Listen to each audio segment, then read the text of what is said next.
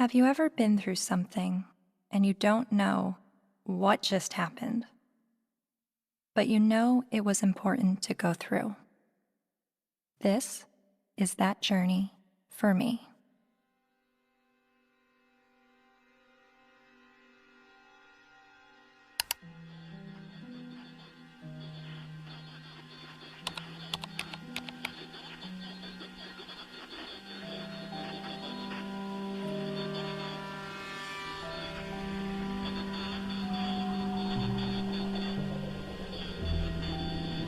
Misogynist rantings would be at home in the far-reaching internet subculture widely described as the men's rights movement, a toxic distillation of the worst aspects of American sexism. It's a universe of message boards where men get together to express their hatred towards women. I thought men's have all the advantages in the world these days. That's utter nonsense. Men are routinely ground up in a family court system that is misandrist and biased against them. They are the majority of the homeless. They are the majority of suicides. They are the majority of the drug addicted. They are the majority of the unemployed. They are the majority of school dropouts. They are a majority of those in prison. How do we know that they're not the cause of these problems? There's a reason that women live longer, Mark. Let me tell you. It is because we are stronger and we are happier at the end of the day than most men. And that is factual, and you know it. And when men are married to women who scream like you, they just want to die sooner. When you have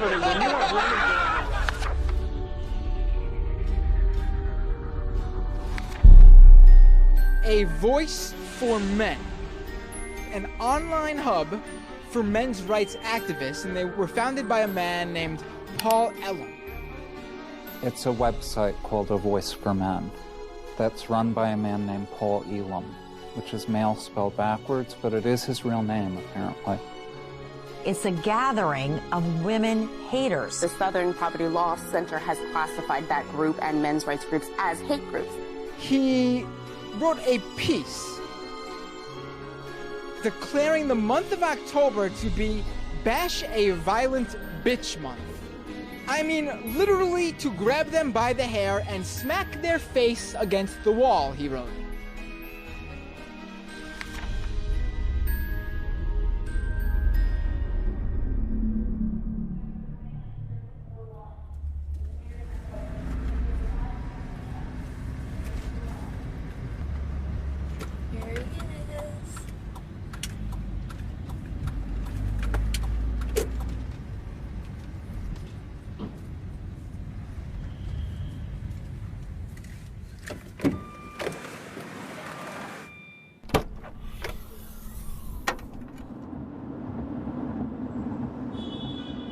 You may be wondering why I'm sitting in a car with notorious men's rights activist Paul Elam.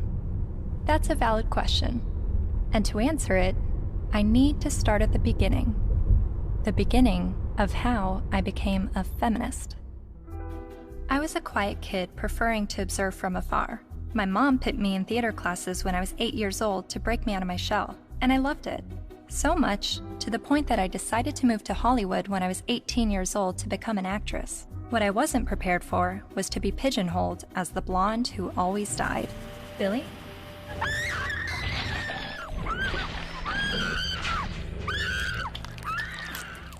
Granted, I had a good scream. But the characters I played weren't alone in feeling objectified. I was commonly harassed on the streets, hit on by married producers, told by photographers to come back when I lost 15 pounds and got a boob job, and a plethora of other uncomfortable experiences, all while still being a teenager.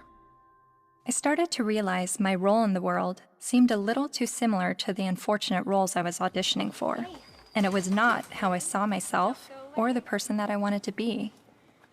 So, I quit acting and bought a video camera to tell the stories I wanted to tell. And now, I've been making documentary films since 2008 when I was 21 years old. Most of my work has been about women's issues and sexuality. I've covered a range of topics from the phenomenon of purity balls to reproductive rights, single motherhood, and LGBT rights. After releasing my film in 2012 about marriage equality, I was at a loss of what topic to explore next. And that's when two horrific stories broke the news. two-star high school football players in Steubenville, Ohio, have been found guilty of raping a West Virginia teenager. The video shows the former Steubenville student callously joking about the incident. That's like rape. It is rape. Bro, they raped her. You know you do it? Bro. They raped her. This is the funniest thing. He raped her. Outrage across India as a 23-year-old woman, the victim of one of the most horrific rapes India has ever heard of. A 90-minute horror for a 23-year-old medicine student on this bus. Gang raped and beaten. Her friend assaulted and thrown out of the bus. Every day, every woman is facing violence on the streets. I started to research this rape culture.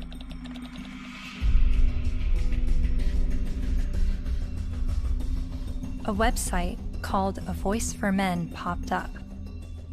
Paul Elam wrote about how women long to live out their rape fantasies, to be taken by a man she's never spoken to, let alone given consent to. As I read, I was asking myself, is this the rape apologist that I've been hearing about? The victim blamer who perpetuates rape culture? I continued to read A Voice for Men's website, often stopping around the halfway mark in every article because I could only read so many bitch, fuck, feminazi, and rape-tard words per minute. But even still, I kept reading, and thinking, and reading some more. I was trying to understand how these, what I perceived to be women haters, could have so many followers.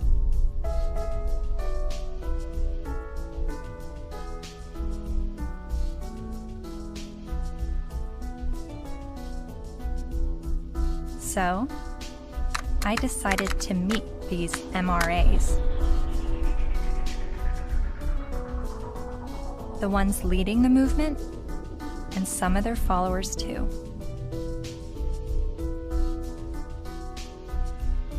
And this begins my journey down the rabbit hole.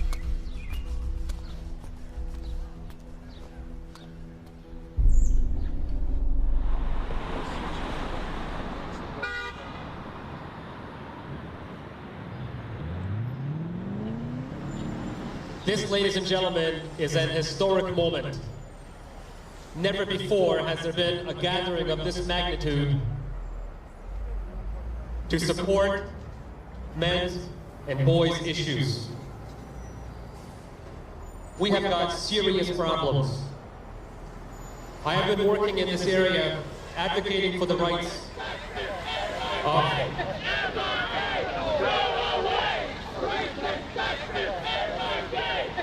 and here we go. What you'll hear is that we hate women. You'll hear that it's a backlash against women's rights. You'll hear that we're regressives that want women back in the kitchen and making sandwiches and barefoot and pregnant. You're just bitter, you're a loser, you're a whiner, you're ugly, you're undesirable, you're lazy, you're scary, you must be a racist, you must be a misogynist. When we do speak out, women often don't want to hear what we have to say. And so then we're called names, we're called whiners. And this is the way people who don't want men to talk about issues try to shut us up. We all know that you guys are a fascist, Nazi friend group of white supremacists. No other way to openly organize other than calling yourselves a men's rights group. We're somehow disempowered because we're white men. Maybe it's just because you're pathetic.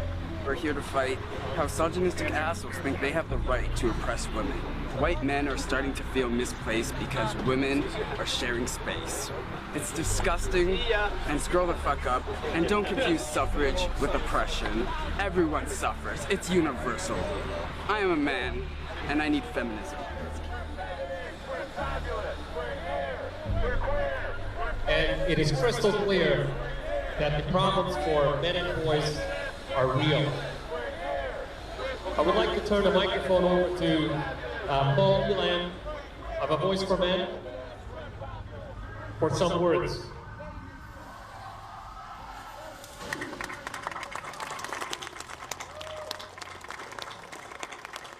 This is a historic day. I've never seen a gathering like this out of concern for the general state of affairs for men and boys in this culture. And as trying to articulate the entire platform of the men's rights movement is kind of like trying to understand a snowdrift one snowflake at a time. It's a very, very complicated matter. Just consider this, that 93% of workplace fatalities are men. 4 of 5 suicides are men. Men are dropping out of higher education at very alarming rates. We're down to 38% now of college students are men, and it's dropping rapidly. Male suicide, male abuse, male unemployment, male homelessness, male failure in education, male health issues. We've got the paternity fraud issue, the wrongful paternity issue, a false allegation issue. Men are sentenced to 63% more prison time for the same crime as women. They're less likely to see a doctor. They're less likely to have health insurance. The family court system truly is biased against men. I mean, there's just no question about it. It's really the pro-choice for women only movement, because men, they're denying men any kind of choice once a child is conceived. Her body, her choice, right? Think about men. His body, his choice, not so much. Because the U.S. government does not want to send you to die. It would rather send me to die. Young men that are failing to launch, they're staying in their homes of origin far past the time that we would normally expect them to individuate and move out and go live their lives. We have video game addiction, we have pornography addiction, we have the abuse of young boys with drugs like Ritalin to manage their behavior. Almost all victims of autism spectrum disorders are boys. Boys are most likely to be homeless, most likely to get cancer, most likely to die young and of every major cause, most likely to be arrested, prosecuted, imprisoned, and even executed while being completely innocent. It doesn't matter what their race is, it doesn't matter what their ethnicity is, it doesn't matter what their religious or non-religious views are. It doesn't matter if they're gay or straight. Men and boys are in crisis, and they need your help and they need your support, because they are human beings too. And you will not shame me or anybody here into silence about it anymore. But if you start to talk about those issues and address them in terms of how they affect men and boys as a group, people get hostile about it. The idea is that men have all the rights, they've always had the power. But if that's true, why can't men talk about their problems? And that's what really got me interested in this to begin with. Shortly after I began filming men's rights activists, I realized my own views were being challenged. I kept a video diary throughout filming, and I've decided to share some of those diaries with you. I really do feel like learning about the men's movement and their specific issues, the issues that they have issue with, it's hard for me to completely understand them and just automatically feel welcome in that space of talking about these issues, because at least with feminism, whenever I heard about the issues that feminists were fighting against, I always felt like I had something to draw from and experience to be on board with that. And that's always been why I've been drawn to the feminist movement, is because a lot of what they spoke about I had personal experiences with, and with the men's movement I have very little personal experiences with the issues that they talk about.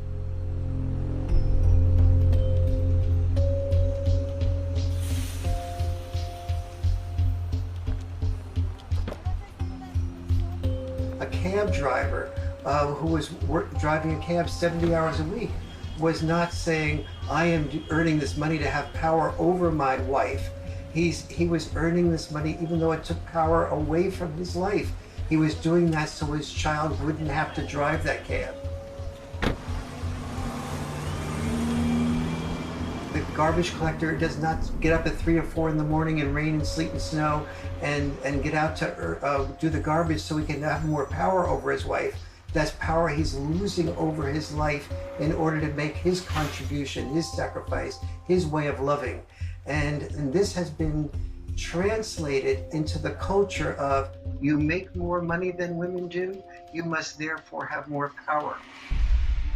Meet Warren Farrell, best-selling author and self-styled social anthropologist, leading an assault on our traditional thinking about men. I asked my girlfriend at the time to buy me as a gift, I think it was for Christmas or for my birthday, Warren Farrell's book, The Myth of Male Power, which she did. And it just changed my whole life. And his premise was, while women are often seen as sex objects, men are often seen as success objects. And this resonated with me. He wrote this book that questioned our notions of power, of who had power and where it was. And it questioned the roles of men, but not the way feminists had always questioned gender roles. Every society that survived based on its ability to train its sons to be disposable.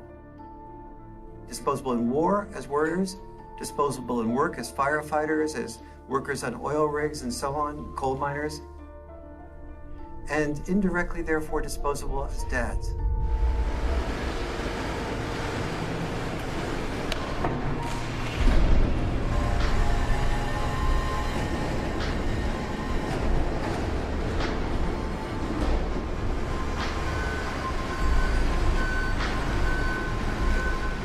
What happens in men's life when they're raised that they're worthless unless they're a provider, that they must work, even if they have to take on extremely dangerous work, they must get this done or they're useless as men? That is very, very powerful stuff. See, feminism did see accurately that we value male work more than we value female work. But there's also the issue that we value female life more than we value male life.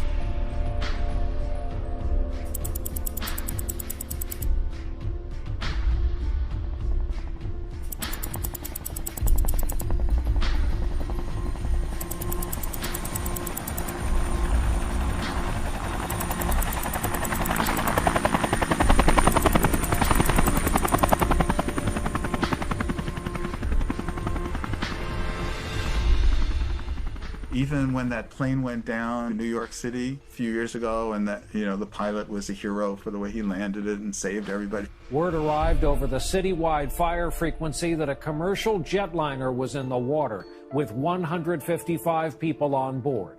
Then, over the next few minutes, the doors opened, life vests were inflated, and women and children first, everyone got off that plane.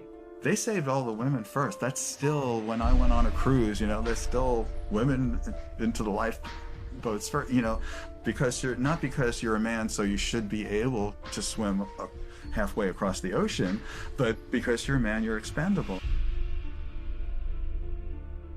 We have to look at not just the glass ceilings, but also the glass cellars. And Paul, I think as you were saying, we have to look at men just not only as human doings, but also as human beings. When you survive because somebody else is willing to die, like in war, then that you are immune to the pain of the people who are dying because you have an investment in their being willing to die. You say, I will build a statue, I will remember you in a history book. But if you look at that from another perspective, that building of the statue or remembering you in a history book is a bribe to be willing to die so that I can live.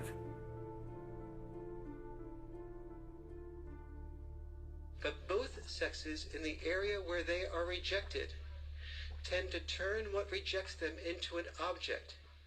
So the area where men... I'm watching this lecture that Warren Farrell's giving in the 90s. I see some women in the crowd, and a lot of them have their hands folded, and there is a little bit of uncomfortableness by being a woman in a crowd of people while the speaker's talking about how men are oppressed and women have it so great. It kind of puts you on the defensive as a woman. And understanding that I feel that way makes me wonder, are men having their arms crossed, listening to a feminist speaker talk about how men have all the power and women are oppressed? Are men feeling like, what are you talking about? I don't have power and we have it pretty shitty on this side of the grass too?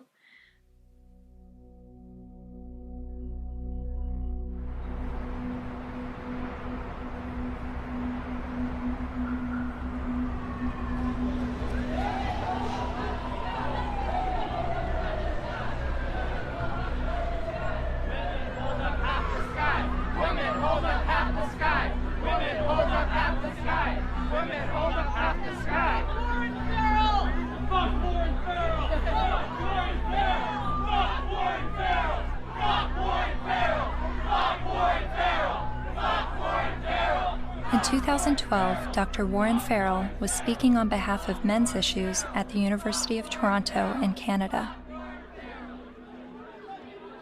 A feminist group protested the event. Be fucking ashamed of yourself. You're fucking scum. You are fucking scum. Fucking rape apologist, incest supporting, woman hating, fucking scum.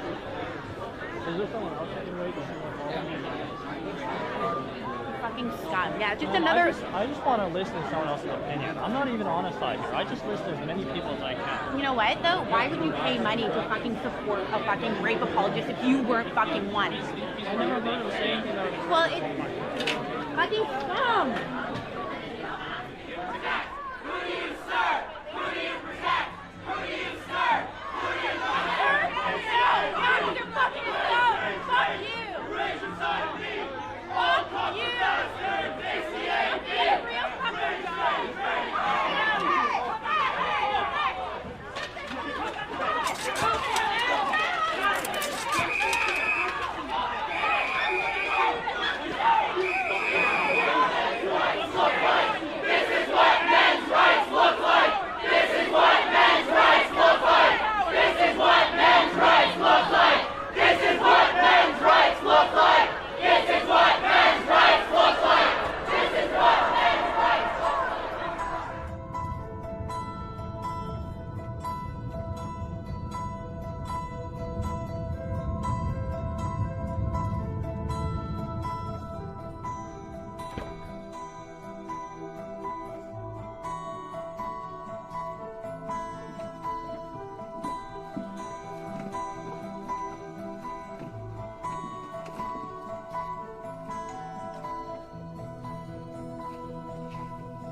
Hi, how are you? I'm Cassie. You're Cassie. Oh, for some reason I thought you were a male, which I'm just delighted that you're a female. Well, thank you. Very glad to meet you. Come on in. Thank you. Thank you. But Farrell wasn't always so attentive to men. In fact, for years he focused almost exclusively on women's issues, rubbing shoulders with feminist leaders like Gloria Steinem. And he's still a card-carrying member of the National Organization for Women. I believe that women cannot hear what men do not say. And he's got a lot to say to both men and women in his provocative new book, The Myth of Male Power. I was making a very significant amount of money speaking around the world on behalf of women's issues alone. I went through a period of forming men's groups. And then when I listened to them, I thought, well, gee, this will be really helpful to present to audiences so that they can understand not only women's side, but men's side too, because I was really totally in the feminist camp. And immediately I saw my standing ovations drop. I started hearing that there was people saying, don't invite him there, to speak with us. And pretty soon I had, very few college and university speaking engagements. How did you originally get involved with feminism? Where did that all begin? I was doing my doctorate in political science at NYU in the late 60s, and the women's movement surfaced.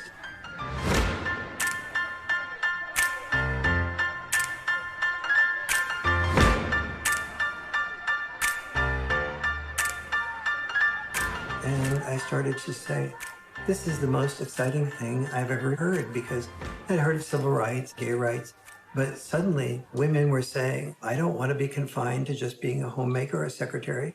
And so it's like, why shouldn't women be encouraged to do everything they possibly can do? And at that point in time, I saw a lot of women marrying men that they weren't completely in love with, but the man earned a fair amount. And so I thought, that's just a form of prostitution extended over a lifetime. How depressed that must make a woman. And it's not going to be good for a man either. He never knows whether he's loved for who he is or loved for what he has. And he's afraid to give up producing because he's afraid to lose love. And so women who were successful to me appeared to be women who would free men from having to be all, wrapped up in just being the only breadwinner and supporting 1, 2, 3, 4, 5 people, which, it's one thing to support yourself. When you're supporting 5 people, you don't have the freedom to question your boss because you're supporting 5 people. The first issue of feminism was to say, just because I'm a woman, maybe I don't want to spend my life raising children. Don't force me into that role against my will. So they looked at men and said, well, you're not forced to raise children. You don't have any issue. But for men, the traditional sex role was not raising children. For us, the traditional sex role was to be a provider, a protector, and to initiate relationships. Each of us has traditional sex roles. Don't force us to carry out those traditional sex roles. We have the same rules set up for men that they've always lived by, that you need to protect and provide at any cost. But we've changed everything where it concerns women. They now have access to everything men have always had access to education, to work, to whatever they want to do. But they're not the ones driving the semis. And they're not the ones in the coal mines. You don't hear the National Organization for Women complaining that there is just not enough female ditch diggers. It is still men carrying the lion's share for what it takes to operate and maintain this society. And it is still the expectation that if somebody's going to go down with the ship, it's going to be men.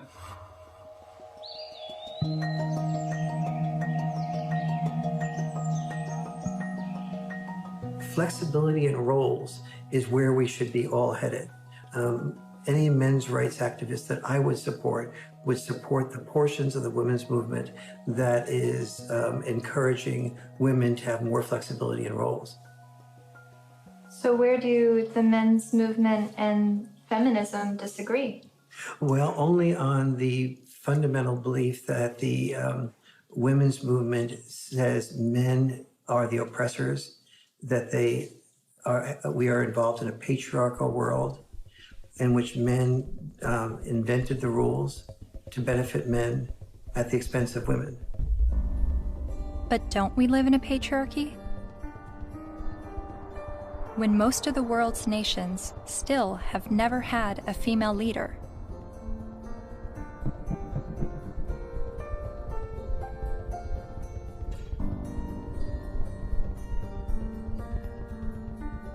And less than 5% of CEOs of Fortune 500 companies are women. You have to look at this in a larger perspective. Patriarchy is the result of gender roles and not the vice versa. Traditionally, women's power and responsibility has been in the reproductive sphere, while men's power and responsibility was in the productive sphere. You have to reproduce to continue the species, and you have to produce to feed people so that they can reproduce. So, it's like they work together.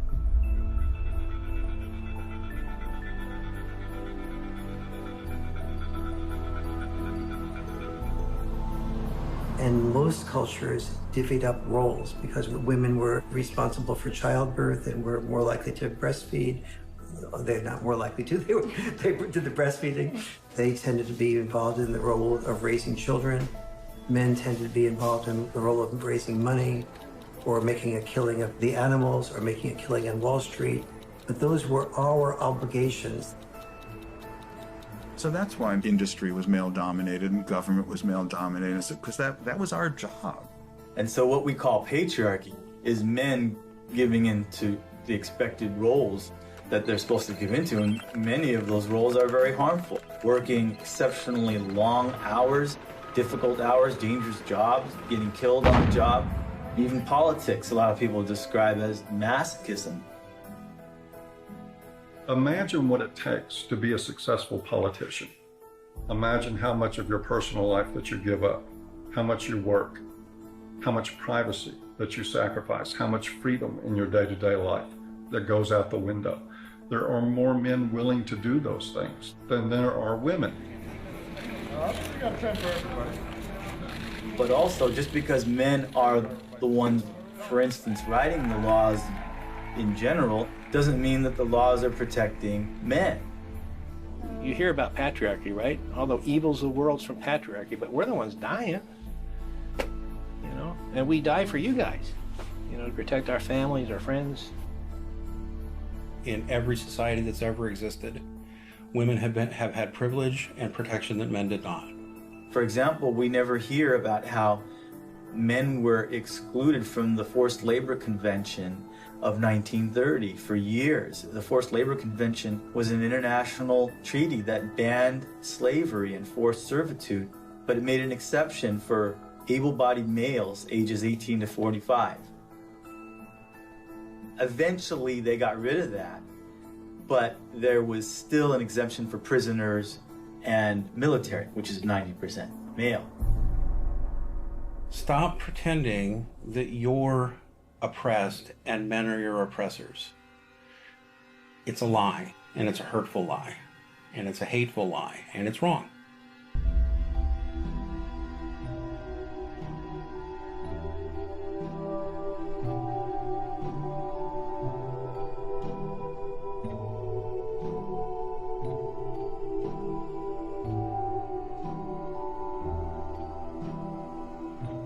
You talk a lot about the red pill in A Voice for Men. What is the red pill?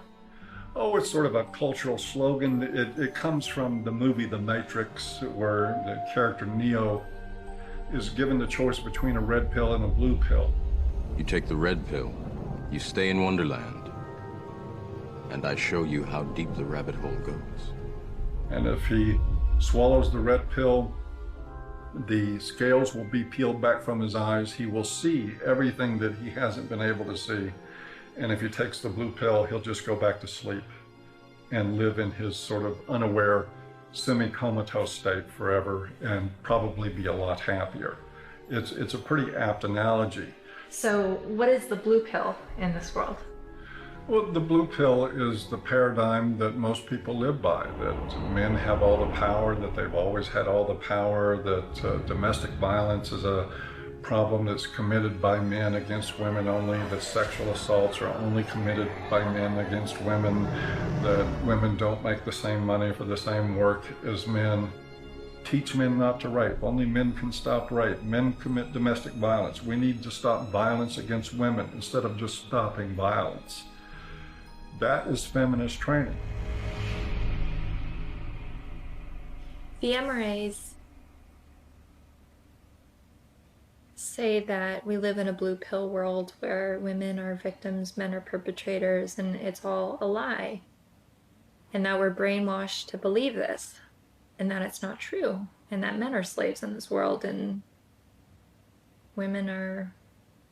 I don't think women are necessarily the puppet masters, but I think they're saying that women have the easy way out, and men are, they're given medals and statues and written in the history books to justify them dying and being slaves to work or being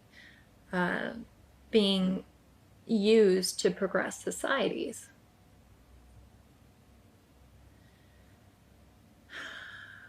And I've believed for so long that I'm at a disadvantage for being a woman, and that I have to work harder than everyone else, and I have more to overcome, and I have more to prove just because of my gender. But the MRAs are saying that this is all a lie, and that guys are actually the ones that are disadvantaged and discriminated against. And actually, the more I learn from him, the more I think thank God I wasn't born a guy. Because I don't think that the expectations on men is good or healthy. I mean, they have so much pressure to succeed and to be strong and to stand up and protect others and to put their lives on the line. I don't think I would want that responsibility. But, you know, 50 years ago, no, I wouldn't have wanted to be a woman. But now, I mean, maybe just it's right now that the tides are changing and women are have the better deal. Well, no, I don't know.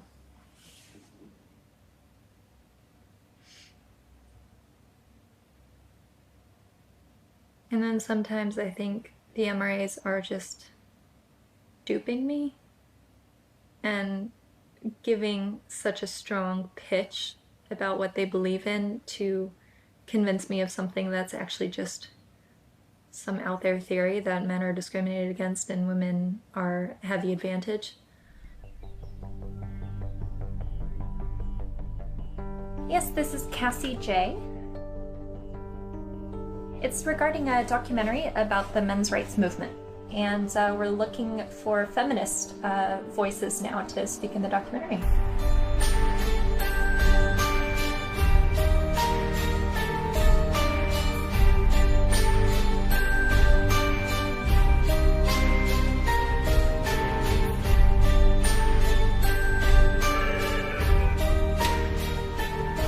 Feminist majority. Yeah, hold on just 1 second.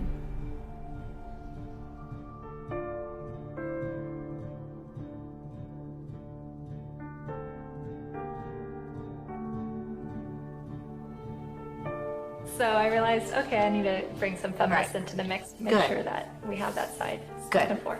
I was researching rape culture, and so that's how I stumbled across a website called voiceformen.com. So some of the people that we've already interviewed on the MRA side is Paul Elam with A Voice for Men. Yeah.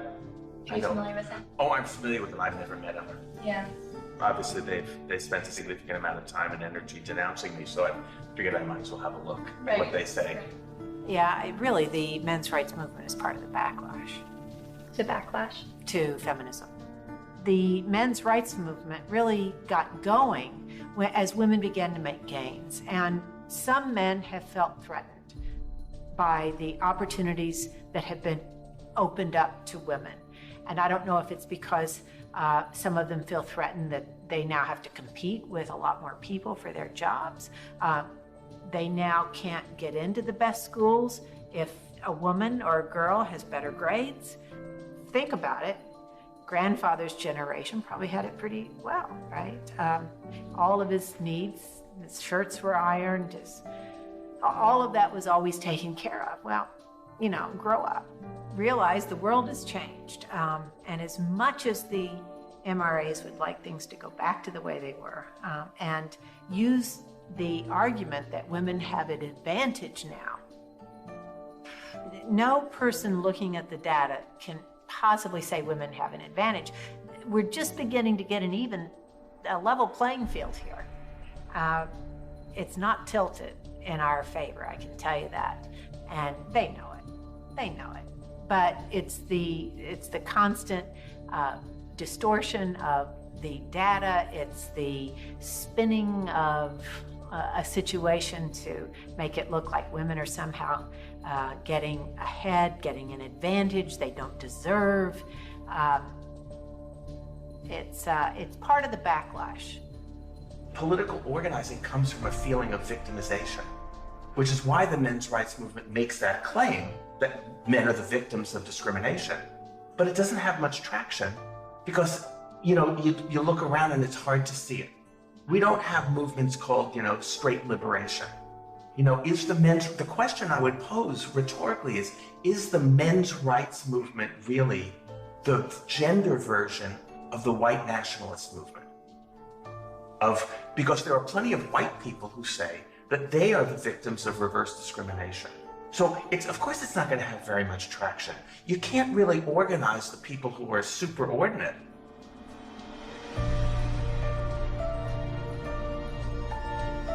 So do you think that men are being discriminated against in any way? Not under the law. Men are not disadvantaged under our laws. Or in the business world, as a class, men are not underrepresented on corporate boards or at the top of the Fortune 1000 companies. In the corporate world, in the business world, in a lot of parts of academia, in the military, in the sports world, still pretty much a male-dominated world, and where a lot of the privileges and power and status accrue to men. Men are advantaged over women, no question. No one can debate that, not with a serious, not in any seriousness.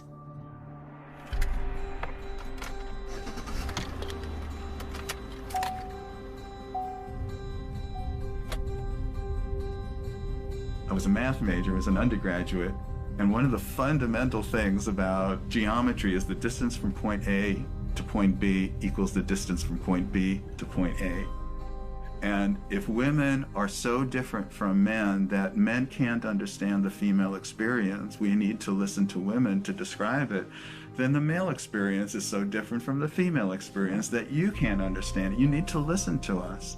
You can't really compare how men and women have suffered from sexism, because there's no way to quantify, that kind of suffering. So if a woman says, well, I miss 30% of my income,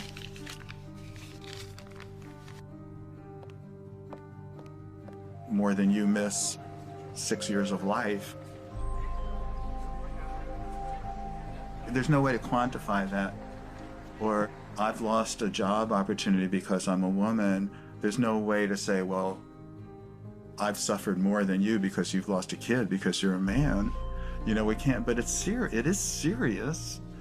And at least if you're denied a job because you're a woman, at least you can go to another company and apply for a job, But you can't, when you lose your kid, like you can't say, well, okay, I'll get custody of that kid, I'll try for that one. It's a terrible thing that happens. There was a case, the Serpico case. You might be too young to know the movie Serpico with Al Pacino. It was about a New York City undercover cop. He gets shot at the end of the movie and retires from the police force. And he was a real man, Frank Serpico. A woman after the movie, after this was made, decided she wanted to become a single mother and tricked him into fathering a child.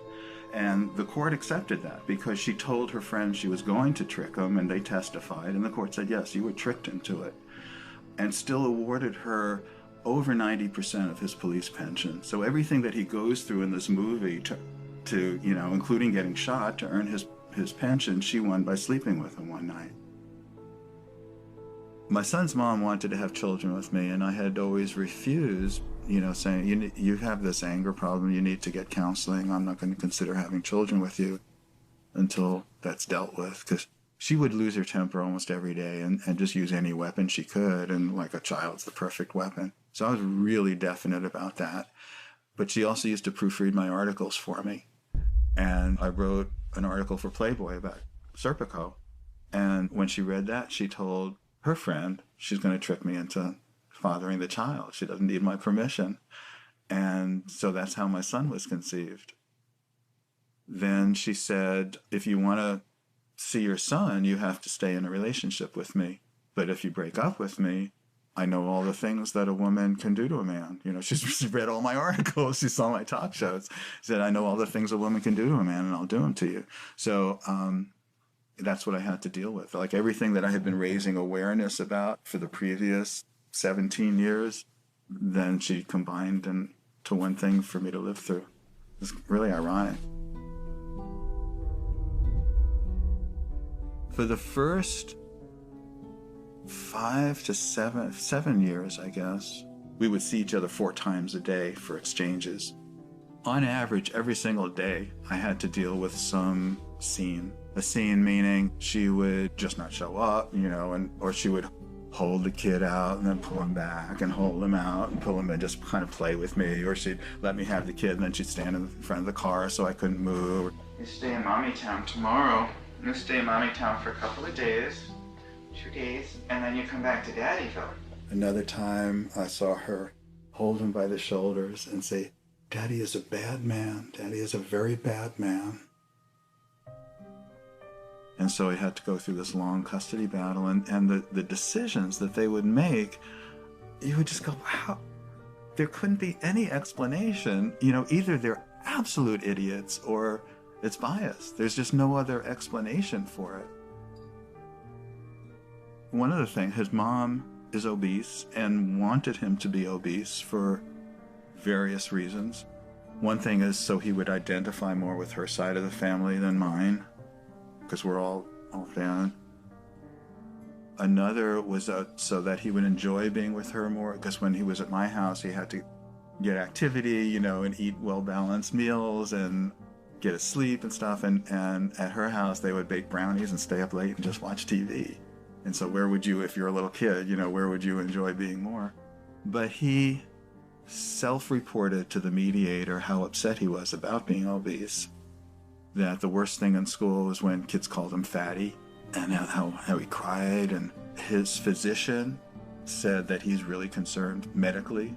And then what I did, he was at an age where he would imitate things that I would do. You know, I gave him a broken shaver, so when I shaved, he would pretend to shave. And what I did was I started weighing myself every morning and writing down my weight, the date and the weight. And I taught him how to read a scale. So he kept his own records. So I had 6 months worth of statistics to show consistently that every time he was with his mom for a few days, he'd come back weighing 3 or 4 pounds more, and then he'd lose it while he was with me.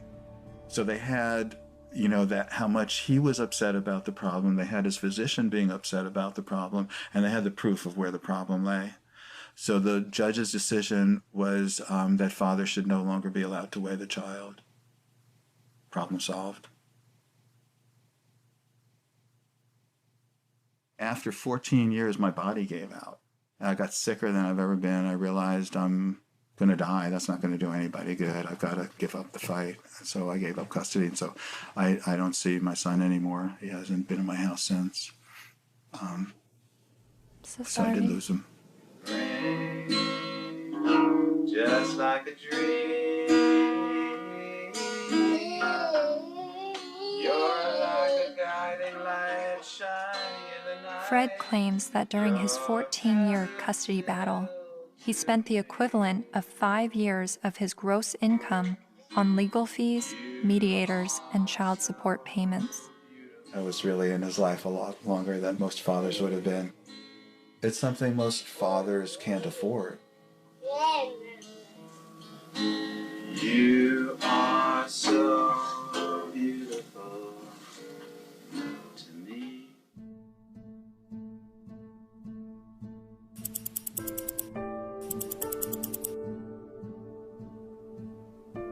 We generally know that fathers don't get as good a deal in family court, and we don't really complain about it until it happens to us. And even then, a lot of men don't.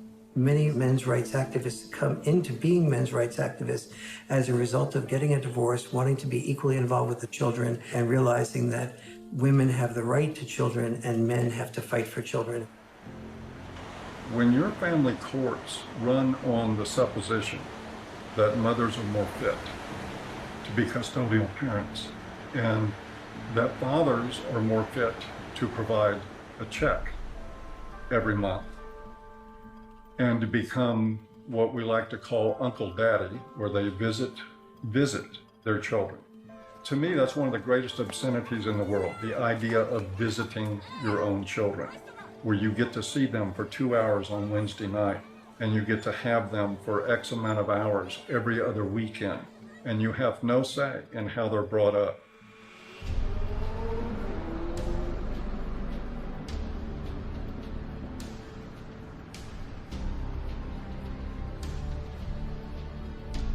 You know, I can't tell you how many men have been in this office, in that chair, in tears because they can't see their kids.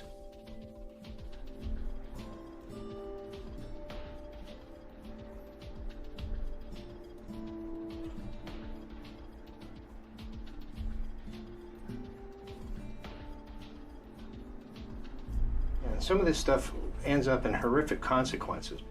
Like this gentleman here, that's his little son. They found him dead. Not the son, but the young man. In the desert with a bullet in his head. Day before the family court, where it became known that he was going to get to see his little guy even less. And of course, he'd been falsely accused one time after another. It had destroyed his life. It had bankrupted him. It had driven him into debt. It had caused him to miss work. He was about ready to lose his job. He was in the end of his rope, so he just decided to end it. The unfairness in the family courts, the unfairness in the way child support is so often structured, it's commonplace and it's everywhere. And the more you start to become conscious of it, the more you realize that it's there.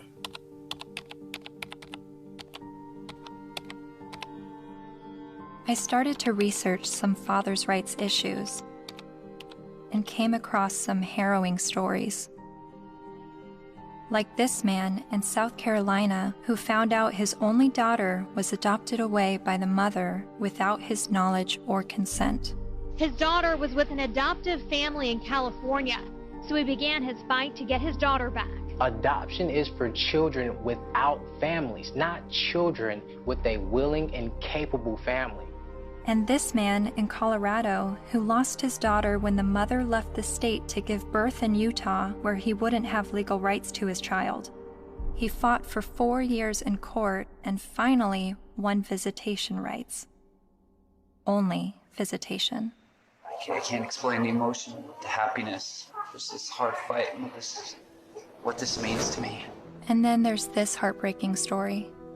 The 20-year-old father never left her side until he was forced to give her to adoptive parents this week after Kaylee's mother decided to put her up for adoption. In order to keep Kaylee, Colby needed to file paternity action, an affidavit, and a commencement notice with Utah's Vital Records a day before the mother signed the adoption papers relinquishing her rights.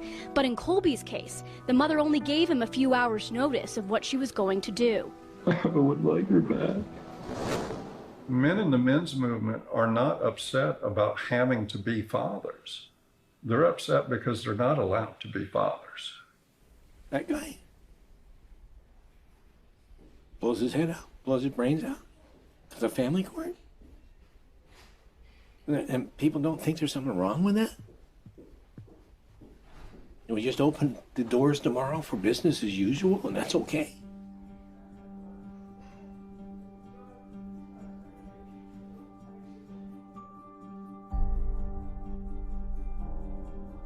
I've always thought of feminism as being the fight for gender equality. And yet, I've never heard about fathers' rights and the injustices going on in family court. Why is this? I decided to ask gender studies professor Michael Mesner.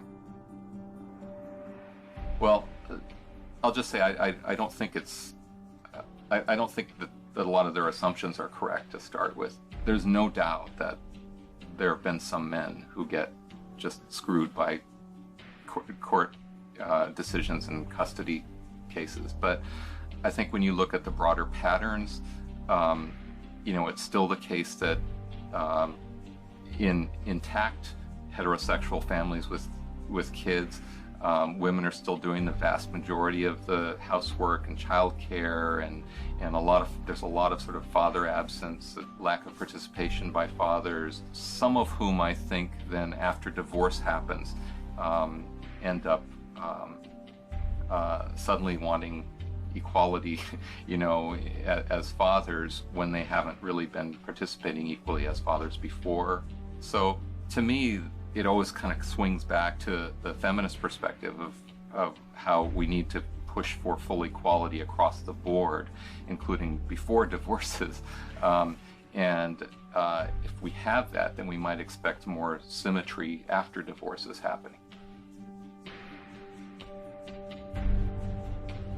The more I researched fathers' rights, the more I realized how deep this rabbit hole goes. Not only in the amount of issues, but also in the vast array of perspectives on these issues. I decided to create a flowchart of what I thought fathers' options might be following a surprise pregnancy. I then put a green line for the paths that I thought would be good turnouts for the father, and I put red lines for the paths that seemed to not be good for the father. Then I created a flowchart for women's options, and did the same with green and red lines. And as I stepped back, I saw all the red lines for the women's options if she does not want the child. But something dawned on me.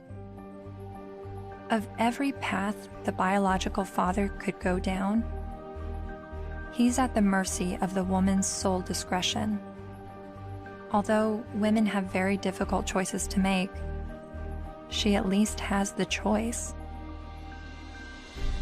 But for biological fathers, they have no say over their parental destiny.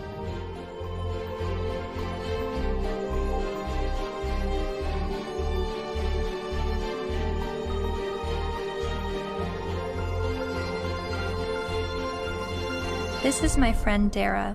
She's 8 months pregnant with her first child, and she's a lifelong feminist. It seems from MRIs, from what I've read, that women seem to have more reproductive rights than men do. I don't know what to say, like, we carry children, they're never gonna carry children, it's just a different thing. So I guess, as much as possible, take the steps to prevent yourself being in that situation. It's just, I don't know what to say. There's no, there's nothing like a woman, you know, women have been blamed for, and still are, for, you know, unwanted pregnancies, choosing to have an abortion, not choosing to have an abortion, choosing to put their child up for adoption, when, you know, the burden lies on a single mother. If the man leaves, there's real, you know, societally, she's lambasted. So there's a lot of things that women deal with in that regard that men don't actually deal with.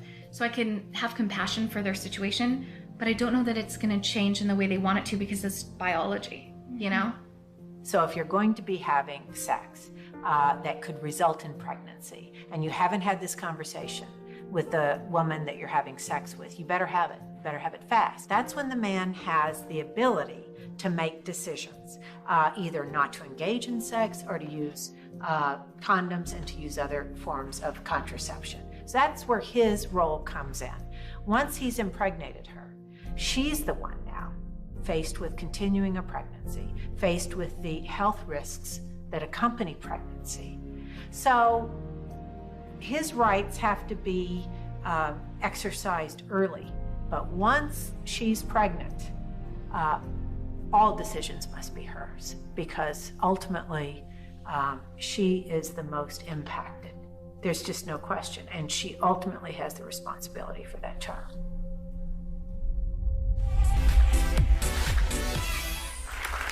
So before we were married, he promised me we would have 2 kids, and now he doesn't want any more. My friends think I should trick him and stop taking my birth control. Men have never been in control of our bodies. We're the ones in control. Clap if you think that she should trick him. My people. Up next, everybody. So it sounds like men's reproductive rights are limited to the choice of whether or not to have sex and the choice of whether or not to use protection. But what if he's tricked into fatherhood? Or what if he's not even the father?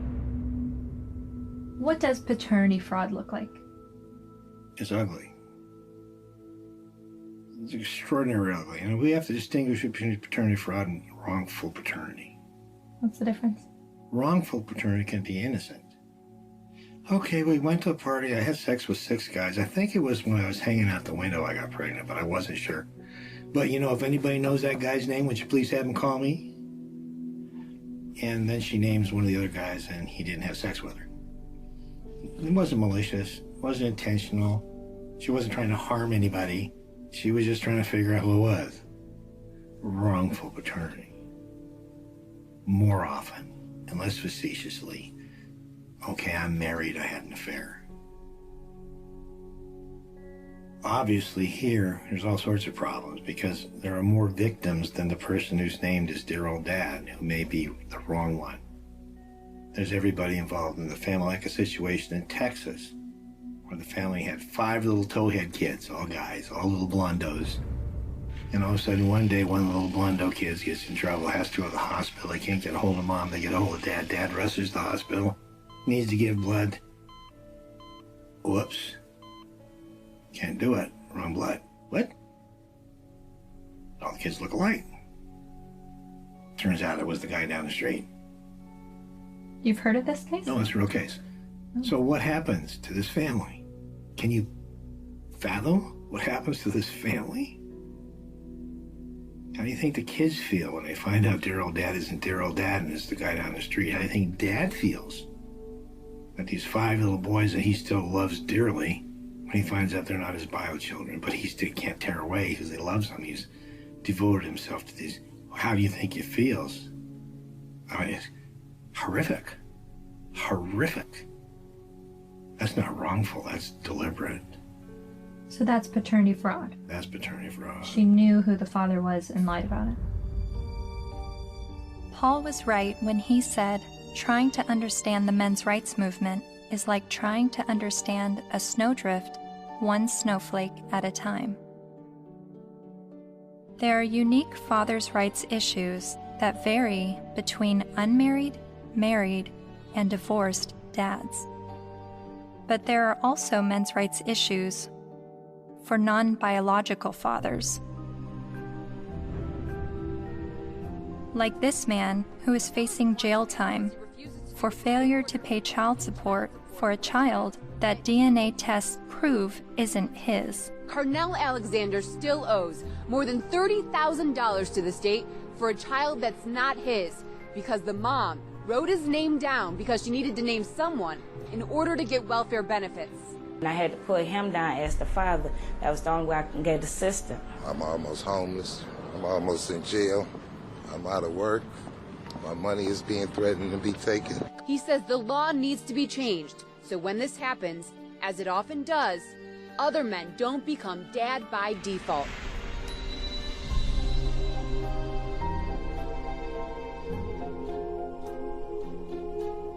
A lot of times people wonder about MRIs, why are you guys so angry? And my answer to that is, why aren't you? How can anybody look at this and not be angered by it? And the only answer to that I've ever been able to come up with is that people aren't angry because they don't see men as human beings.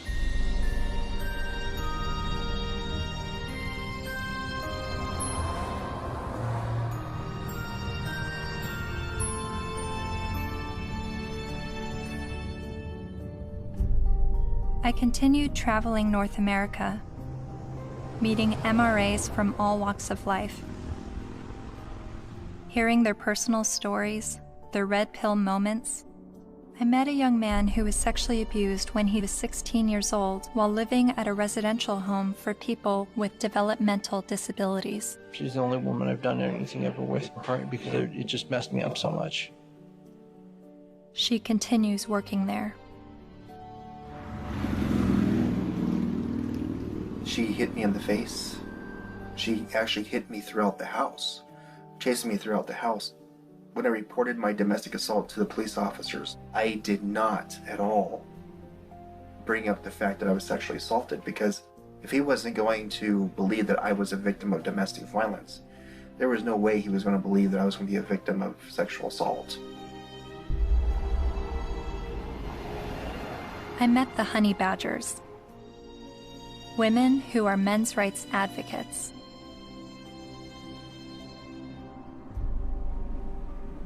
And then there was a 15-year-old boy, there was a 35-year-old woman, and then later on she came out of jail and she was able to collect child support from this boy that she raped. Yeah. After getting out of jail. So there's lack of fairness for men in the court systems. When police officers would show up to domestic violence case, there was often men were just taken away without asking what even happened. It's just presumed that men are the criminals. I was assaulted several times, and I never got any help. I went to the police still bleeding a couple of times. And one police officer said, I'll never forget this. He said, if she starts hitting you again, you better get out of there fast, because if she just breaks a fingernail trying to hit you, we'll arrest you. I mean, I can't tell you at this point how many guys I've talked to who are like, yeah, you know, she stabbed me and they put me in jail. Not only are there endless studies that show women are just as violent as men are, when I would talk about it, invariably, men would start coming out of the woodwork with stories. Stories they were afraid to tell, stories that they got laughed at for, stories that they got blamed for. It's hideous. This is not flattering to men, to talk about men's vulnerabilities. No. To talk about the ways that they are not strong and that they are, well, weak. And to be honest about it, it's not flattering. A solution for both genders is that we need to be able to recognize how men are vulnerable, and we need to be able to recognize how women are actors. Because we have a huge blind spot, especially when women do bad things.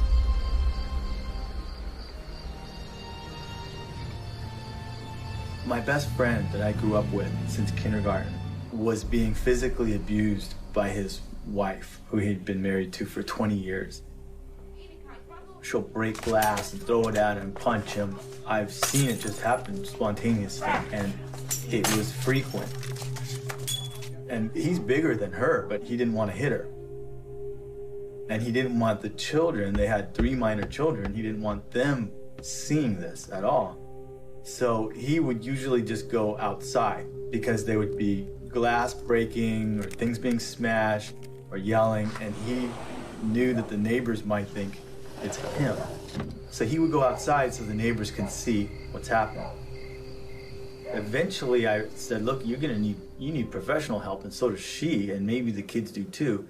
So I called a bunch of domestic violence shelters. I just looked around online and I called, but every place that I called said, we don't help men. We don't help male men at all. And I started becoming curious about why that was, because I learned that these were state-funded shelters. And I know that men pay at least half of the taxes that fund these shelters if they're state-funded, and I just was wondering why. So basically, there was no place to take him, and it just continued. The problem just kept going.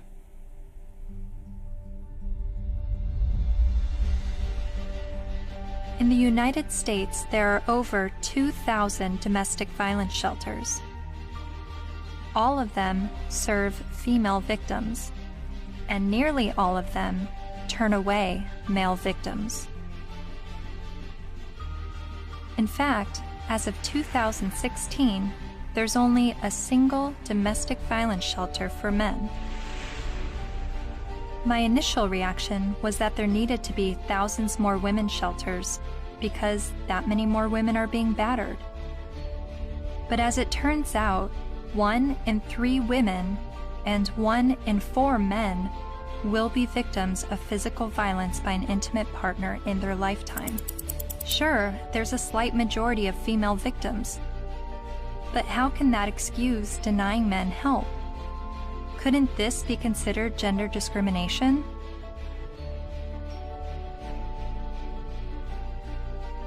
Think of it this way. Roughly 78% of all suicides are men. If suicide prevention services only served men, wouldn't we see the gender discrimination immediately? If there are over 2,000 women's shelters that turn away men, and only 1 shelter for men, obviously the resources don't match the need. How are you involved in the men's rights movement? Well, from the very beginning, when I first opened the Refuge, which was in 1971 in Chiswick in London, almost as soon as I took the women in, I got a house for men. A Voice for Men's editor-at-large, Erin Pizzey, founded the first ever women's shelter in 1971, and she is widely revered in the men's rights community. Because you see, what I knew from the beginning, most domestic violence is consensual. Both are involved. Sometimes one's the perpetrator, the other plays the victim, then it crosses over. It's not as though it's just all men or all women. It's both, and occasionally innocent victims, very innocent. Battered children grow up to batter, that's what I learned, whether it be a man or a woman. And I now know that if a woman comes in with a history of violence in her own childhood, the chances are she will be probably violent to her children, and she will want to live on this knife edge of crisis and danger. I haven't been allowed to speak, that's the difficulty. Why is that? Because I'm completely barred from all conferences. I'm not allowed to walk up the step of my own refuge. I bought the bloody building. But no, because there's feminists, the woman who runs it is a very heavy feminist. She won't have anything to do with me. What did you say that made them hate you?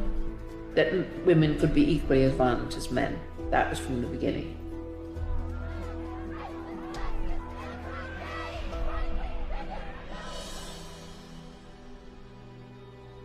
Erin Pizzey says that 62 of the first 100 women to enter her refuge were just as violent as the men they left, and violent towards their children. But there's levels of violence, isn't there? I do not affect that I'm violent. Well, I'm violent. So am I. You know, I'm very violent. Verbally, and I could quite easily hit somebody. You know, very, very easily. And I've had an argument. But the feminists I've met have an entirely different take on domestic violence.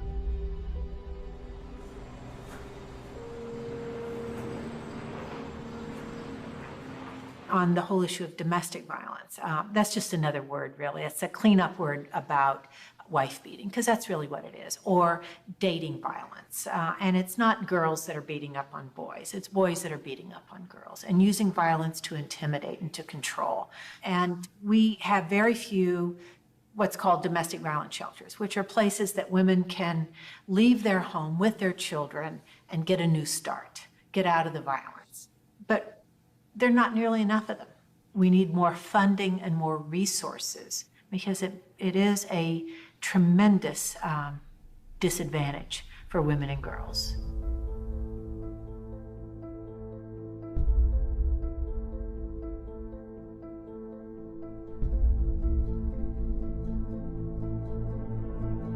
In 2014, the CDC released a report revealing that over 5.4 million men and 4.7 million women had been victims of intimate partner physical violence within the previous 12 months.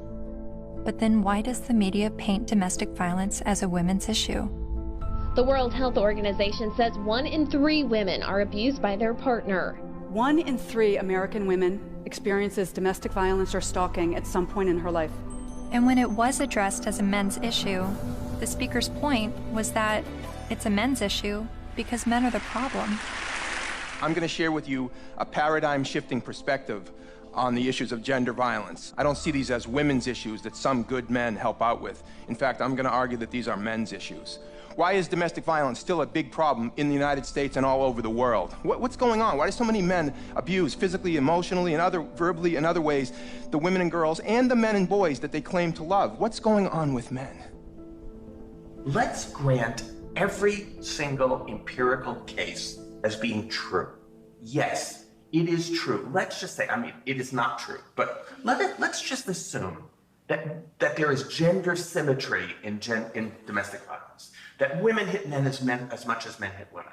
If I were to say that, I would say, and therefore we need boatloads more funding for domestic violence to develop shelters and adequate interventions, because there's this hidden epidemic of men who are being beaten up by women. Or I could say, as the men's rights movement do, therefore we shouldn't have these shelters and we shouldn't fund them because the women are all lying. Well, it seems to me that if you really believe in gender symmetry, it's not that you want to, you're not questioning the number of women. You're just saying the number of men in society. You would want to join with women who are anti-violence to say, we have a real problem here. You know, it's not even a gender problem. It's a problem of women hitting men and men hitting women. We've got to get boatloads more funding. Let's work together. That seems the logical response to this. But instead they're saying it's like a zero-sum game. If we fund the women, then we're going to ignore the men. Well, we're not going to ignore the women because we all agree that the levels are as high as we say. But it does sound like a zero-sum game when only women are receiving services in domestic violence situations. And of all the men's rights activists I've met, none of them question the number of female victims, but they are calling attention to the high number of male victims that are being dismissed. So why aren't men's rights activists and feminists working together? Michael Kimmel briefly said something that made me wonder. He said it would no longer be a gender problem if both men and women were equally victims of domestic violence. Is that why the number of male victims are never addressed? To me, it's been fraud for all these years. Why is it we have this enormously powerful feminist movement and virtually nothing for men? Originally, it was capitalism was the big enemy in the 60s and 70s. And it was the radical feminists in America. They moved the goalposts. They said, no, it's no longer capitalism's the enemy. The enemy is patriarchy. All men.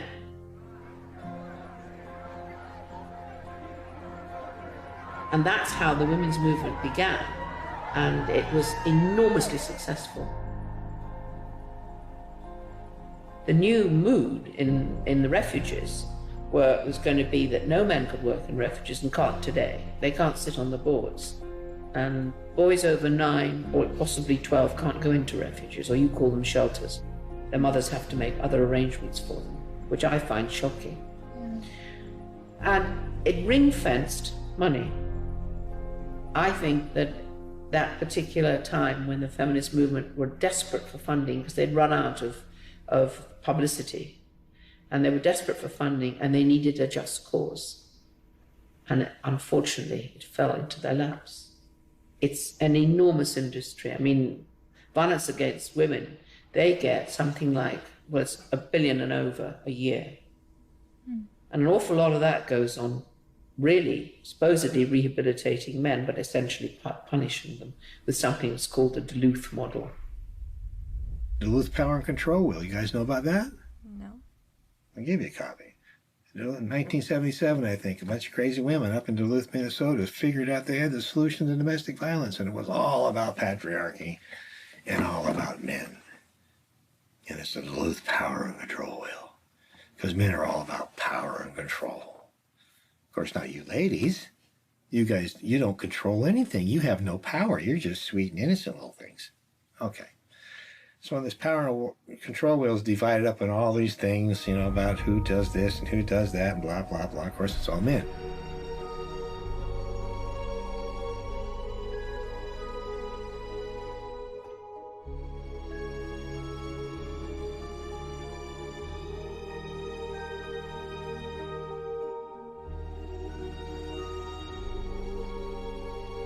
The entire domestic violence industry was founded on that. I think it's still 37 or 32 states in the United States that by law they have to use the Duluth model for battery intervention programs, and it's all shame, blame, and guilt-driven.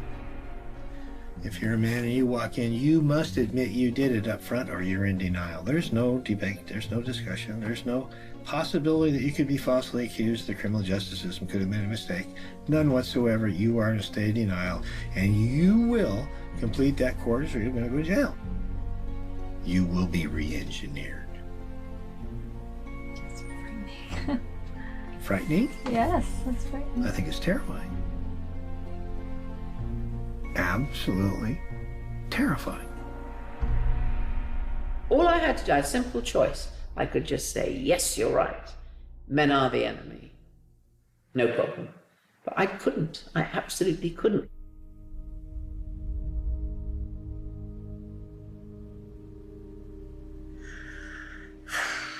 Just getting overwhelmed. Because I don't know where I'm headed with what I believe and what is right and what is wrong, and who is wrong and who is right, and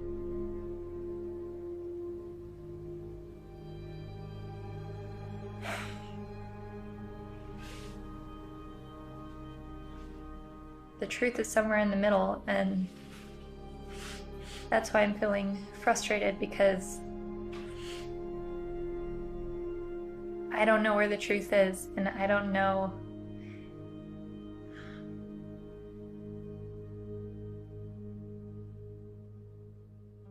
When I decided to make a film on the men's rights movement, I never anticipated questioning my feminist views. But the more MRAs I met, the more I felt compelled to remind myself why I was a feminist. I signed up for a women's group. Welcome to our Women on Your Power workshop. Only 4% of the Fortune 500 companies are led by women. Women only hold about 14% of corporate executive positions and less than 20% of our governmental positions. I made video diaries complaining about how I had to change what I wore to walk alone at night, how much time it took me to get ready for work, all the housekeeping that was on my shoulders. In comparison to other gender issues, these videos seem trivial, but I made them nonetheless. I attended women's rights rallies. No to violence. That's what we are here for, to say no more to violence in any form, especially against women and girls. I repeated women's issues in my head like a broken record. Female genital mutilation, sex trafficking, reproductive rights, maternity leave. And social media helped remind me of women's issues. We have fought for everybody else's equal rights. It's our time to have wage equality once and for all, and equal rights for women in the United States of America. We are struggling for a uniting word, but the good news is that we have a uniting movement. It is called He for She.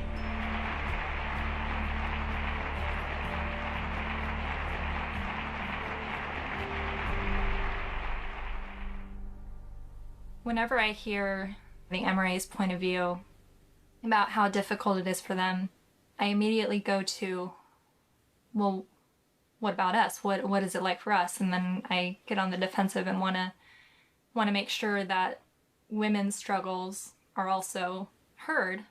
And I don't know if that's necessary, because the MRAs are saying that the feminist perspective is the mainstream perspective. But even when I hear their issues, I still want to speak up for the women, because I feel like, I don't know why I feel like talking about one gender's issues now neglects the other. And I guess that's what MRAs have been dealing with, is always hearing about women's issues and feeling like their issues are neglected. But whenever I hear them talk about men's issues, I feel like I need to stand up for women and say, this is what we're dealing with, an equal opposite.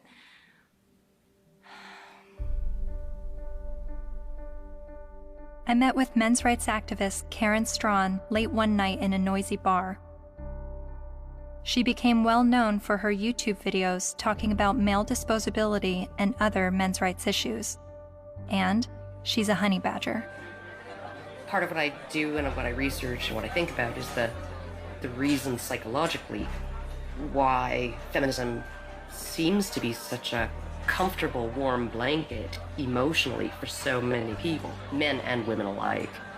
And it's so comfortable that it will make them not see things that are right in front of their face. Look at Boko Haram.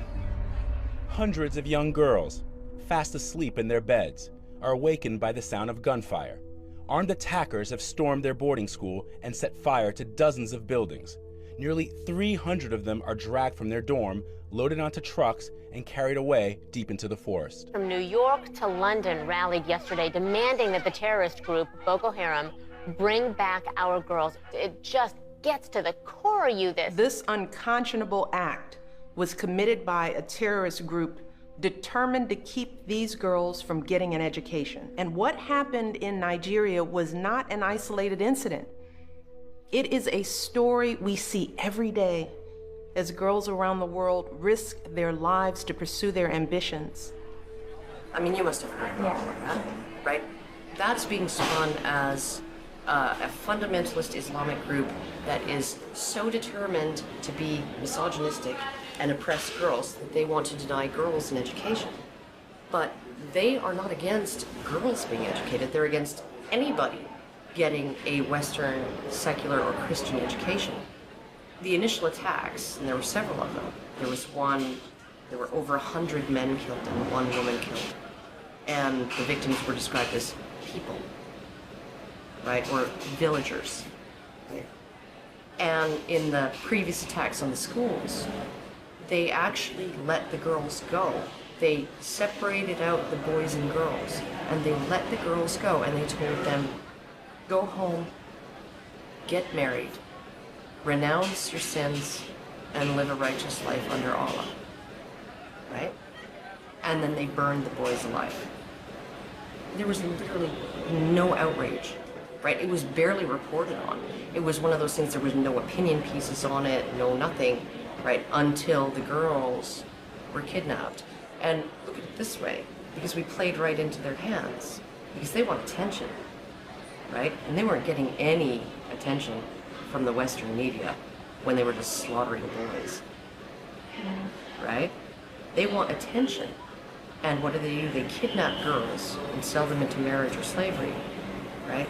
And everybody, the UN, Michelle Obama, Barack Obama, the UK government, the Canadian Federal Minister of Defense, right? They're all promising aid and help and equipment and personnel to help find these girls and bring them back, because this is such an outrage and oh my goodness, something needs to be done. Well, maybe if, like last year, maybe if we did something then, all of these girls would be safe in their dorms right now, right? But we didn't. And the reason why they kidnapped those girls is because we didn't do anything. We didn't pay attention. And they want attention, right? And they know that attacking girls or women is going to get them attention. What are we going to do? Start a campaign, bring back our boys. Oh wait, they're dead. Never mind, right? The men, the people in Boko Haram, they're chivalrous. If those girls were boys, they wouldn't be getting education. They'd be dead. They wouldn't be sold into slavery with the hope of escape. They'd be dead. Boko Haram has been fighting for Islamic rule in Nigeria since 2002. Its members have killed hundreds of people.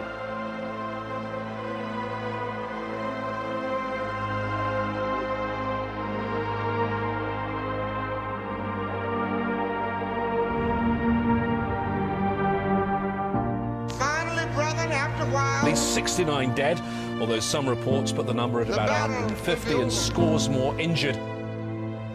For that day when we shall lay down our burden and study war no more. Finally, brethren, after a while, the battle will be over. For that day when we shall lay down our burden and study war no more. Finally, brethren, after a while, the battle will be over. For that day when we shall lay down our burden and study war no more. Finally, brethren, after a while, the battle will be over. For that day when we shall lay down our burden and study war no more. Finally, brethren, after a while, the battle will be over.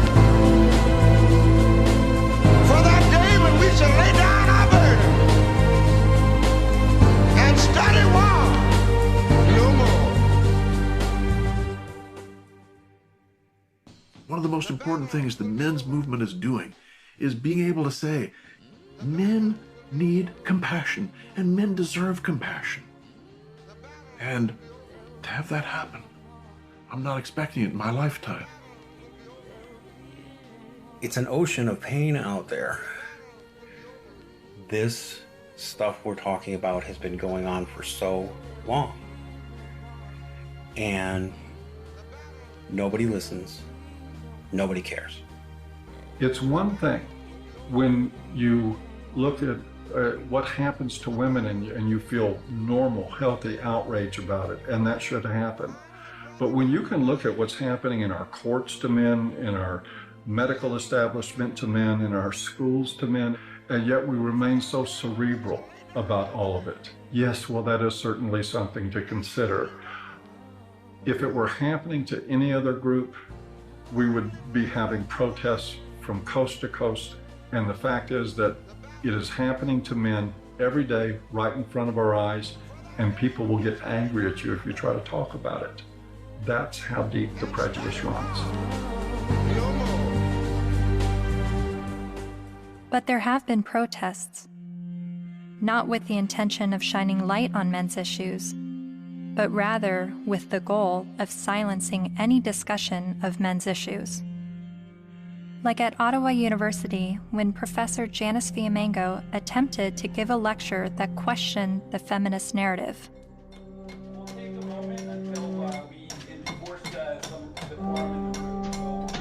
So you think this is a victory? Yeah, why are you so frightened of hearing an opinion different from your own? Then there was the first international conference on men's issues in Michigan, where even Ms. Magazine urged its readers to protest the conference in hopes of shutting it down.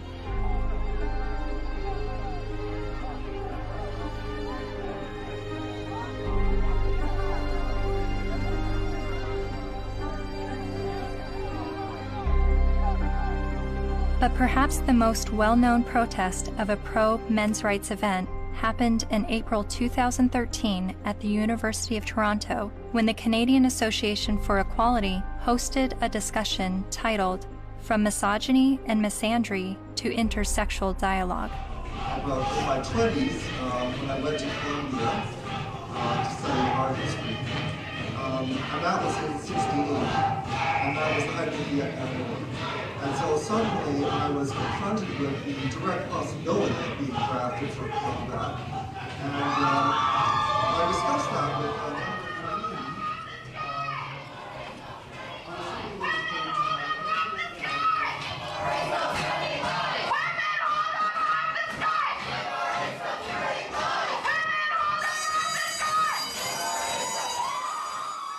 a feminist group protesting the event illegally pulled the fire alarm and successfully shut down the event.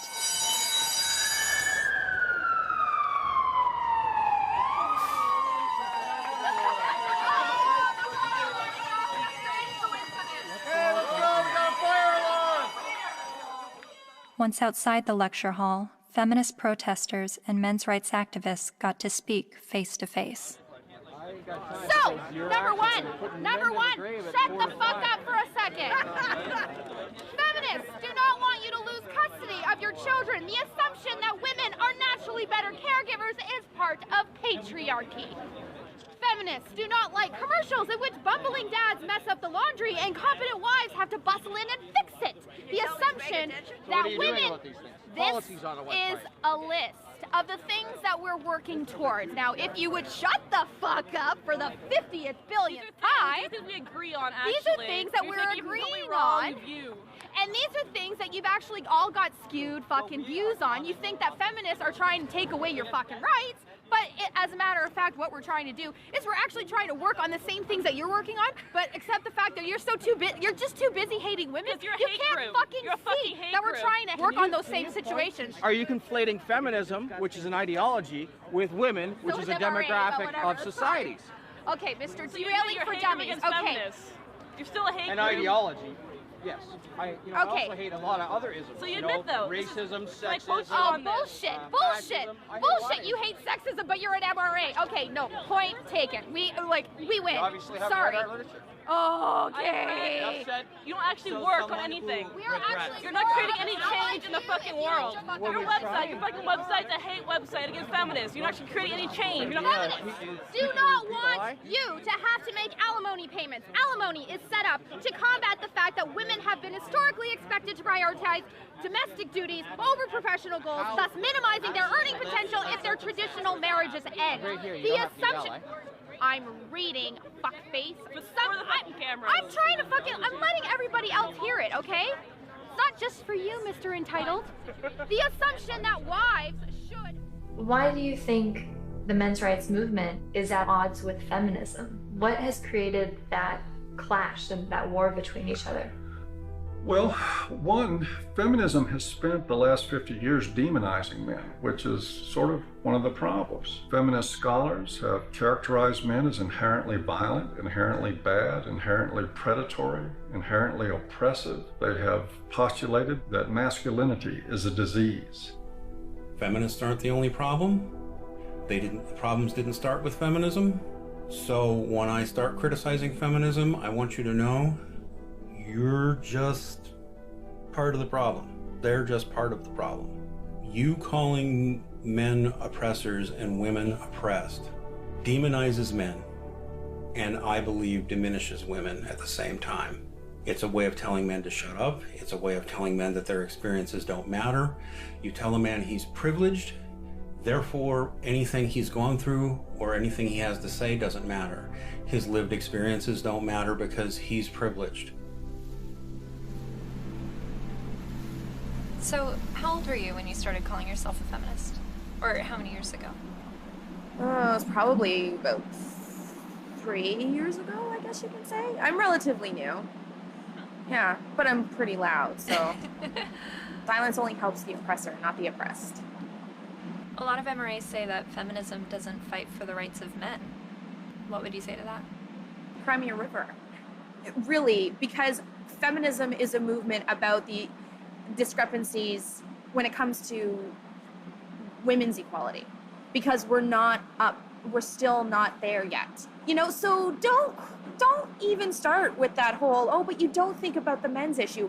Well, then you know what? Start your own goddamn movement, which they have, but maybe make it a little more about legitimate issues like custody and alimony and things that you think are unequal, which all stem from patriarchy, not from, oh my God, feminists are trying to take away our kids. No, dipshit. That's not what we're trying to do. We're not trying to do that. I mean, if they look at the root causes of why, for example, you know, women get custody more often than men do, women are supposed to be the mothers. They're supposed to be the natural-born caregivers. So obviously, duh, you has a vagina, so obviously you're going to be able to take care of the kitties. That's really what it is. It all stems from sexism against women. It's just the oppression dialectic needs to go. It's so hard to convince people to look at men's rights activism and support it without first allowing them to at least escape the stranglehold that feminism has on their minds. I do believe it is dogma. It's zealotry. There are good people in the feminist movement. There are not good people in the radical feminist movement.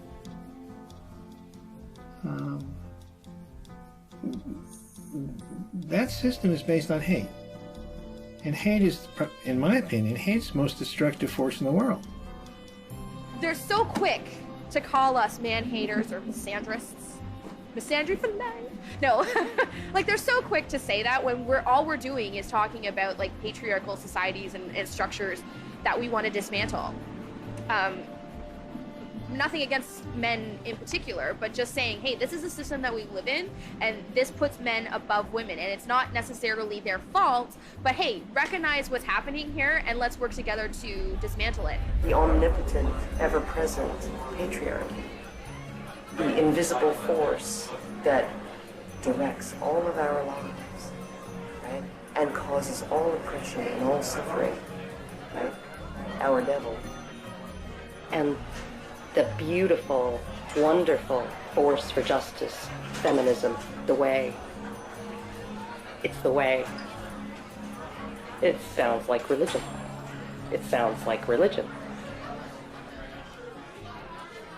And oh my goodness, for a movement that's only about equality and isn't blaming of men. They name the force for evil after men and the force for justice after women. And this being a movement is very, very, very concerned about the implications of language. So concerned that if you call a firefighter a fireman, it will discourage little girls from aspiring to be firefighters. And sometimes discourage grown women from aspiring to be firefighters, right? By calling them firemen. But we can call the force for all oppression, we can call that essentially men, patriarchy, right? And we can call the force for good and justice women. And that kind of language, that has no implications. We're not blaming men. We just named everything bad after them. They're really angry, and they're angry at women, they're angry at feminist women, but yes, men have gotten a crappy deal. But it's not the fault of women or gay people. When feminism says that they have no part in any of this, I think they're not being honest about it. I don't blame feminism for all of it, but I think they've had a role in it. They've written laws that discriminate against men. They fought to protect those laws, particularly in domestic violence areas. And for many, many years, second wave feminism would go through the statutes and change everything that was gender specific to something gender neutral, unless it was something that benefited women, like the domestic violence laws. They didn't change those. Other types of areas like fathers in prison, there's statutes that specifically give mothers certain benefits that fathers in prison don't have. And I challenged that as well legally, but we didn't win on that one. When I wanted to get a commission on men, like the county has a commission on women, the feminists fought that tooth and nail. When Prop 209 was before the California voters, which was to end affirmative action, every feminist organization opposed it. Every time men's rights groups try to pass joint custody legislation, feminist groups fight them. They fought us on paternity fraud. The biggest opposition that I have faced has been from the radical feminists that said, we don't want truth to be the standard, because if we did, they wouldn't oppose automatic DNA testing at birth. And in countries like France, they're saying, well, DNA should mean do not ask. Because it's now illegal to even get a test, and if you get a test without the mother's permission, you will be criminally prosecuted. In Sweden, they tried to create a man tax. In India, the men's rights movement is trying to get the rape laws to include male victims, and the feminist groups apparently are fighting that. I'm not saying all feminists are this way, but I think the ones who are affecting public policy, who have the lobbying power, I think they are. If you just look at their actions, they don't want equality for women. They want special privileges for women and girls. And even though they know in a lot of areas men do not have equality, they are silent. The commandant of the Marine Corps said that he thinks, and I quote, all eligible and qualified men and women should register for the draft, talking about selective service. Do you think women should also have to register for selective service like men? I have to think about whether I think it's necessary to go as far as our military officers are recommending. The idea of having everybody register concerns me a little bit unless we have a better idea of where that's going to come out. Where I want people to register, I want every young person to register at the age of 18 to be able to vote automatically. And I think if...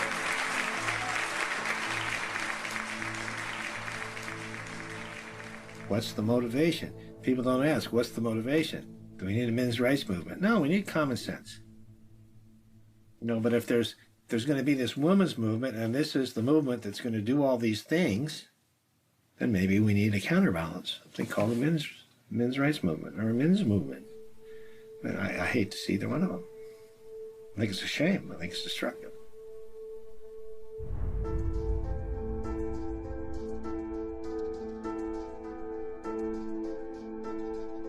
I'm hearing what the men's rights activists are saying, and I'm finding the sources to support what they're saying. Men are just as likely to be victims of intimate partner physical violence. Men have little to no control over their parental destiny, especially when he's tricked into fatherhood or he's raising a child that he later finds out isn't his. The sentencing disparity between men and women is 6 times larger than the sentencing disparity between blacks and whites. So while a black man may be sentenced to 10% more prison time for the same crime as a white man, a man is sentenced to over 60% more prison time than a woman arrested for the same crime. Boys are falling behind in education. They are enrolling at lower rates and earning less college degrees. And while not all MRAs agree on the issue of infant male circumcision, most MRAs do believe it is a human rights violation. I spent months learning about infant male circumcision, but it only took me watching a 5-minute medical training video to convince me this is a barbaric practice that needs to stop. Okay, so first thing, make sure he's well restrained. Before okay? Then we repeat the process with just one end and clamp. Anything that gets clamped gets cut. All that was left, a partial penis and his tiny testicles. Rhodes says Ashton urinates through a hole in his penis.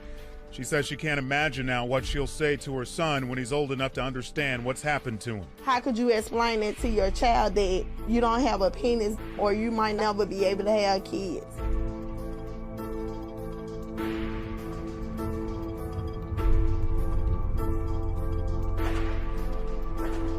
Yes, men are the majority of workplace deaths and injuries, war deaths, suicides. They have a shorter life expectancy. Warren Farrell makes the argument that prostate cancer and breast cancer mortality rates are similar, but funding disproportionately supports breast cancer research and awareness over prostate cancer. The red pill is about looking at these issues in an honest way, even when it's uncomfortable. And these things are uncomfortable, but without the willingness to set aside the programming and to set aside the false beliefs about what power is and what women are and who women are. Part of what we do is a pretty serious critique of both sexes. It's brutal, but critiquing the sexes is a real valuable thing. Feminists don't want you to do it though, unless you're portraying women as victim and men as perpetrator. The red pill is about understanding that men and women, like everything else in life, it's a mixed bag. You've got victims and perpetrators on both sides of the fence. And that's all. It's real simple. It's just not easy.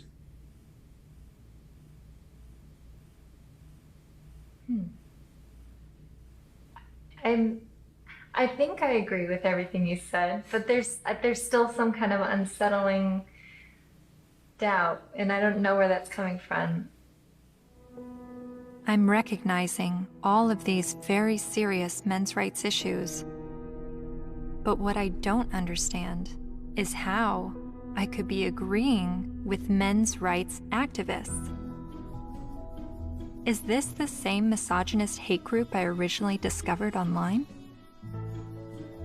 The Southern Poverty Law Center has classified that group and men's rights groups as hate groups. I looked into what I was hearing from feminists and the mass media about the men's rights movement. I've read a lot and I've heard a lot that the men's rights movement has been labeled a hate group by the Southern Poverty Law Center. Is that correct? That's not quite true. No, they got it wrong. No, this was somehow written up on some kind of anti-men's rights websites as us having listed them as hate groups and so on. That we didn't do.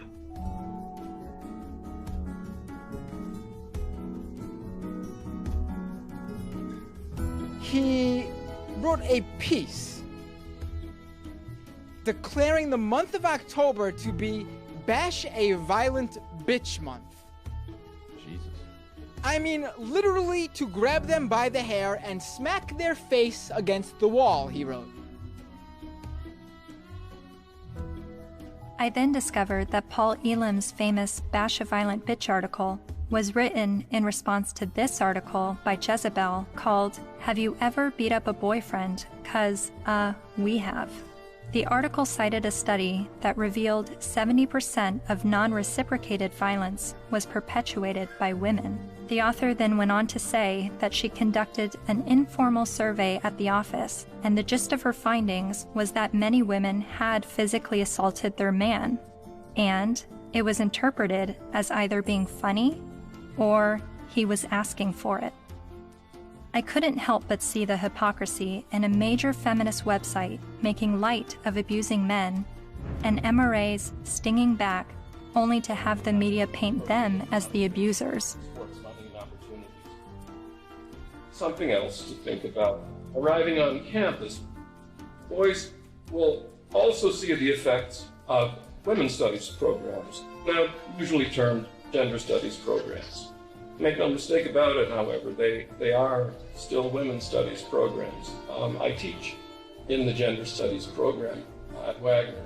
There are about 900 such programs worldwide, and about 400 of them are in the States. By comparison to those 900 programs worldwide, there is one men's studies program. In 4 years, Center for Men and Masculinities is to be established at a state of New York university, the one in Stony Brook. It will be headed by Professor Michael Kimmel, a sociologist.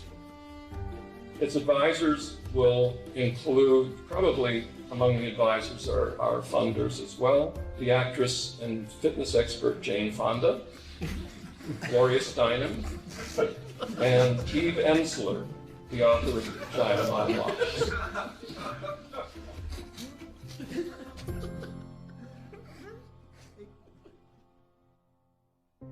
After my year of filming men's rights activists and feminists, my descent into the rabbit hole was not slowing down. My education on gender politics was really just beginning. I learned about other sectors of the online manosphere, like MGTOW, Men Going Their Own Way, and a forum on Reddit called the Red Pill, which is separate from the men's rights community and they do not see eye to eye. I'm told an easy way to remember the difference is that while MRAs want to change the system, Reddit's the Red Pill want to take advantage of the system, and MGTOW want to leave the system. There are so many perspectives on gender, and I believe they are all worthy of listening to. However, the conversation is being silenced. For a society to accept anything said on behalf of women's rights, and then to shame any dialogue about men's rights and call it hate speech is precisely the problem. I don't know where I'm headed, but I know what I left behind. I no longer call myself a feminist.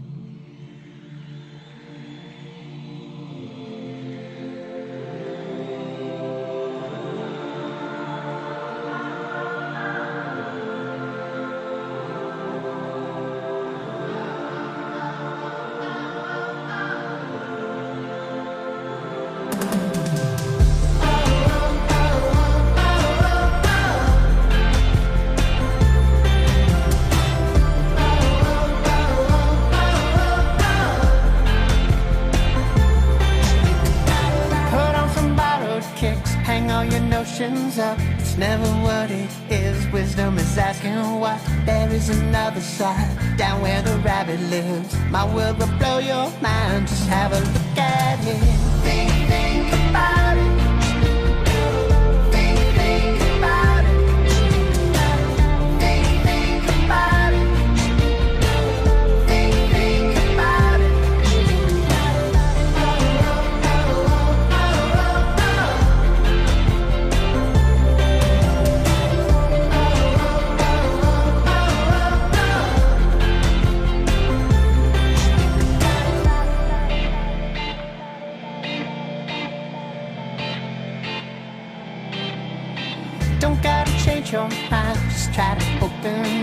I'll let you use my eyes, see what I'm dealing with. People with different stories, divided by different categories and reasons why. The smart speak, the wise they listen.